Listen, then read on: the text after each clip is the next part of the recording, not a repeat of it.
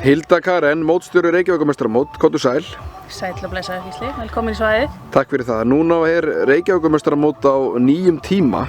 Haldið núna byrja þjóðhátíðardaginn 17. júní, var áður í byrjun maí. Hver ástæða þess?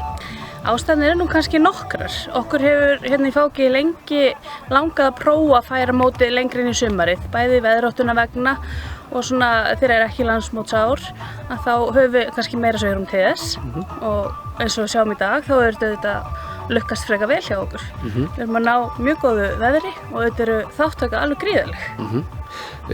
Einmitt, þáttakan gríðarleg. Hvað þarf til að halda svona mót? Þetta nú 6 daga mót. Það hlýtur að þurfa ógrynni að sjálfboðaliðum og öðru að koma til þess að allt gangi vel. Já, þetta meira sér 7 daga mót, þó sé ekki allir dagarnir jafn langir og í dag. En það þarf náttúrulega reynslu mikið lið, sjálfboðaliða, sem margir hverjir taka sér meira sér sumafrí til að vera með okkur. Þannig að þáttakan þeirra ómetanleg og bara án þeirra væri þetta ekki möguleiki. Við hverju mega mótsgestir sem gerir sér ferð til Reykjavíkur búast hér þessa næstu viku? Já, hérna gríðarlega sterk keppni í öllum flokkum og við erum með landsliðsknapa sem að taka þátt í sínu öðru móti af 3, þar sem að landslís og liðsstjórar eru að horfa á árangur þeirra. Þannig að þetta hlýtur að vera með sterkar mótum ásins. World Ranking mótið þetta.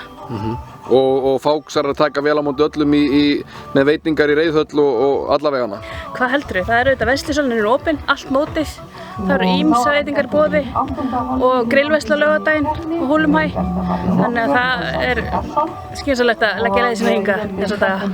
Hilda Karen, gangi ykkur vel með mótið. Eiðfaxi hlakkar til að fylgjast með mótinu alla þessa daga og gangi ykkur vel. Já, takk, sömuleiðis.